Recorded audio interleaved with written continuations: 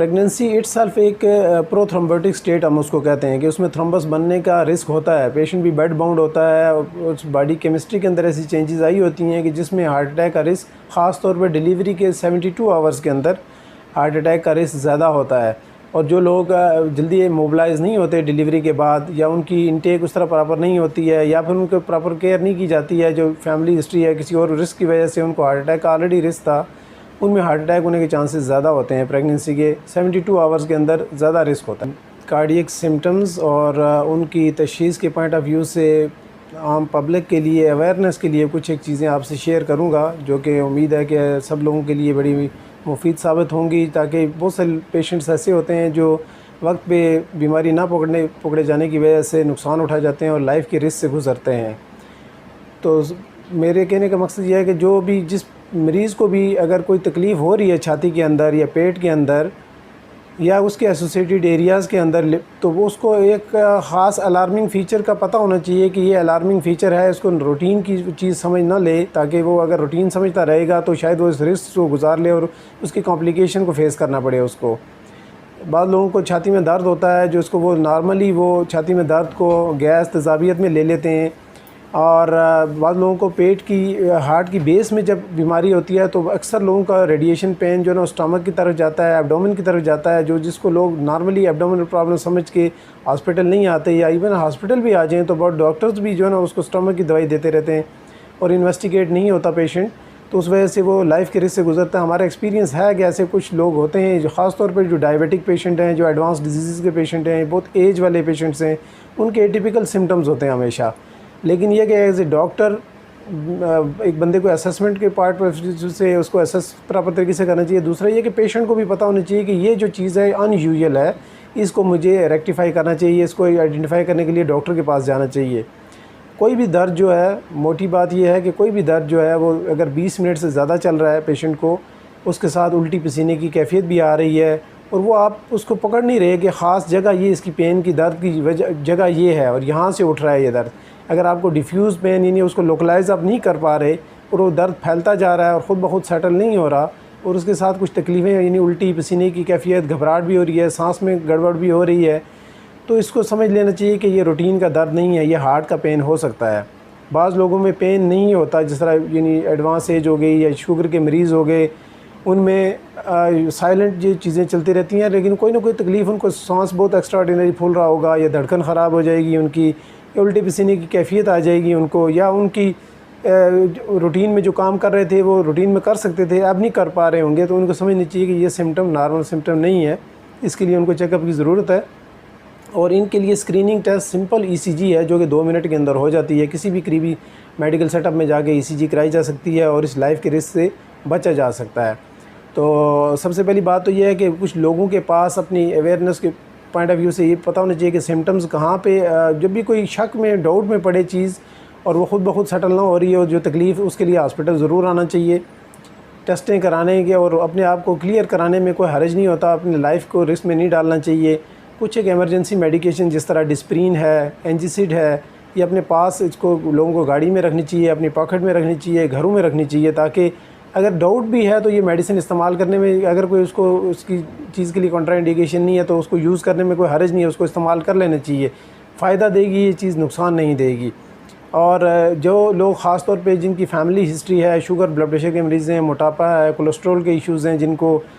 या पहले से किसी हार्ट के इवेंट से गुज़रे हैं, वो लोग, उनको अपना साल में 2 दफ़ा अपने आप को कार्डियोलॉजिस्ट को दिखा के अपना चेकअप करा लेना चाहिए, ताकि अपने वो नंबर्स को, जिस तरह शुगर है, ब्लड प्रेशर है, कोलेस्ट्रॉल है,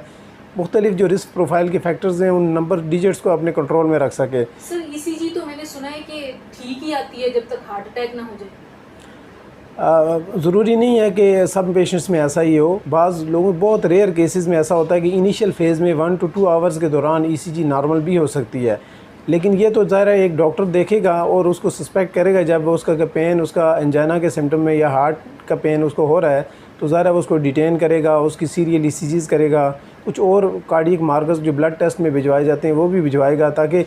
इनडायरेक्ट वे से भी उन चीज़ों को उस टाइम पे पिक किया जा सकता है। और जब उसको सीरियल ईसीजीज़ करेंगे तो with passage of time Aahista Aahista ECG में चेंजेस आना शुरू हो जाती हैं। सर बहुत सारे केसेस जो हम सुनते हैं आजकल, गैस्ट्रिक इशू बता रहे होते हैं पेशेंट्स बहुत ज़्यादा, और फिर एंड में बहुत सारी तो डेथ्स होने के बाद कई दफ़ा पता चलता है कि इनको बैक में भी पेन थी, तो it could be heart attack. तो इससे आप क्या बताएंगे कि उन पेशेंट्स को जो ऑलरेडी गैस्ट्रिक हैं उनको कैसे ये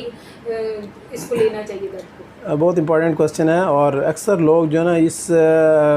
पॉइंट ऑफ व्यू से अपने नुकसान भी उठाते हैं और लाइफ के पूरे रिस्क से गुजरते हैं, और हार्ट अटैक बर्दाश्त करके और जो इनिशियल ट्रीटमेंट का टाइम होता है वो गुजार के फिर हॉस्पिटल आते हैं। तो जो हार्ट की बेस में जो इन्फीरियर वॉल उसको हम कहते हैं, इन्फीरियर वॉल में जब हार्ट अटैक हो रहा होता है तो उसका पेन जो पूरी छाती में नहीं आता है। अक्सर लोगों में वो पेन जो है पेट की तरफ जाता है, स्टमक की तरफ जाता है, उसके साथ उल्टी पसीने की कैफियत भी आती है। तो नॉर्मली लोग उसको स्टमक का पेन समझ के, अक्सर हमारा एक्सपीरियंस भी ऐसा है कि इन्फीरियर वॉल जो हार्ट अटैक होता है उसका लोग जो है ना वो टॉलरेट करके पूरा रिस्क गुजार के और इनिशियल ट्रीटमेंट का टाइम गुजार के फिर हॉस्पिटल आते हैं। तो वही कहने की शुरू में मैंने बात की थी कि जो दर्द आपका 20 मिनट से ज़्यादा हो रहा है, बढ़ रहा है, और उसके साथ एसोसिएटेड उसकी सिम्टम्स भी आ रहे हैं, तो उस इंसान को समझना चाहिए कि ये रूटीन का दर्द नहीं है। इसके लिए उसको जाके चेकअप कराना चाहिए, एटलीस्ट ईसीजी ज़रूर करा लेनी चाहिए। किसी डॉक्टर को लाजमी दिखाए, अपनी असेसमेंट में वो ना रहे, क्योंकि सेल्फ़ असेसमेंट जब लोग करते हैं कि ये नहीं, ये कोई स्टमक का ही प्रॉब्लम है या मैं गैस की दवाई ले लेता हूँ उससे ठीक हो जाऊँगा, तो ये जो है हैबिट वैसे भी ठीक नहीं है। और इंसान को अलार्मिंग फ़ीचर्स का पता होना चाहिए कि जो दर्द ख़ुद ब खुद ख़त्म नहीं हो रहा और उसको वो लोकलाइज़ भी नहीं कर पा रहा कि कहाँ पे ख़ास उसका पॉइंट आउट उसको नहीं पता चल रहा, और उसका दर्द बढ़ता जा रहा है, और उसके साथ बाकी पे प्रॉब्लम्स भी, उसको उल्टी पसीने की कैफियत, घबराहट, सांस की तकलीफ़ भी हो रही है, तो उसको लाजमन हॉस्पिटल आ जाना चाहिए। यंग एजेस में आजकल बहुत सारे केसेस सामने आते हैं, और लोग ज़ाहिर है यंग होता है बंदा तो उस तरफ ज़हन ही नहीं जाता कि इसको हार्ट अटैक भी हो सकता है। उसमें आपके ख्याल में क्या रीज़न्स हैं हार्ट अटैक्स की, और यंग लोगों के लिए आप क्या कहेंगे? प्रीमेच्योर कोरोनरी आर्टरी डिजीज़ जो है ना आज का बड़ा करंट हॉट टॉपिक भी है, क्योंकि वक्त के हिसाब से अभी जो है ना प्रीमेच्योर एजेस में हार्ट अटैक भी देखने में आ रहा है। पेशेंट्स जो है ना 25 to 40 ईयर्स के दरमियान भी बहुत सारे पेशेंट्स हमारे पास आते हैं जो कि सीवियर हार्ट अटैक के साथ आते हैं, हॉस्पिटलाइज होते हैं। तो सबसे बड़ी बात तो ये है कि एक तो लाइफस्टाइल का चेंज हो जाना, दूसरा ये है कि डाइट ऑल टुगेदर हमारी ऑर्गेनिक डाइट से जो है ना हम लोग हट गए हैं। लाइफस्टाइल में कोई बंदा एक्सरसाइज रूटीन की एक्टिविटी के अलावा, और दूसरा स्ट्रेसफुल लाइफ है, पार्ट टाइम जॉब्स हैं, डाइट जो है ना बहुत ही ज़्यादा फोर्टिफाइड डाइट्स हैं लोगों की, फ़ास्ट फूड बहुत ज़्यादा है, एक्टिविटी नहीं है, कोई ग्राउंड का पार्क का रुख नहीं कर रहा उसमें, और लोगों की तरफ चेकअप का रुझान भी उस तरह नहीं है। हर एक बंदे के जहन में, फेम में ये चीज़ पाई जाती है कि शायद बीमारी ने 50-60 साल की उम्र में आना है, तो वो अब हर बंदा अपने आप को फार गारंटेड समझता है कि शायद यंग एज में उसको कुछ नहीं होना है, तो इसलिए वो अपने चेकअप्स भी उस टाइम पे नहीं करवाते, उस वजह से भी प्रॉब्लम। और कुछ एक चीज़ें ऐसे नए रिस्क फैक्टर्स भी आइडेंटिफाई हुए हैं जिनकी वजह से हार्ट अटैक यंग एज में हो रहा है। उसमें बहुत सारी चीज़ें हैं, CRP लेवल्स हैं, होमोसिस्टीन लेवल्स हैं, लाइपोप्रोटीन्स हैं, कुछ जीन्स की म्यूटेशंस भी डिटेक्ट हुई हैं, मल्टीपल रीज़न्स हैं उसकी भी प्रीमेच्योर वक्त से पहले हार्ट अटैक के आने की। सर, आपने एक लंबा अरसा गुजारा हुआ है कार्डियक पेशेंट्स को देखते हुए, आप ये बताएं कि ख़वातीन की तादाद ज़्यादा होती है कार्डियक पेशेंट्स की या मर्द हजरात की ज़्यादा होती है? मेडिकली स्पीकिंग तो 55 ईयर्स की एज तक फ़ीमेल्स को फ़ीमेल हार्मोन्स की वजह से हार्ट की बीमारी की थोड़ी रिस्क उनका कम होता है। जब वो पोस्ट मेनोपॉज़ल एज में चली जाती हैं तो फिर उनका रिस्क मर्द के रिस्क के बराबर आ जाता है। तो यंग एज में फ़ीमेल्स कम होती हैं, यंग एज में मेल के हार्ट की तकलीफ़ होने का 55 ईयर से एज से पहले ज़्यादा होता है रिस्क, लेकिन उस एज के बाद 55 के बाद दोनों का रिस्क बराबर है।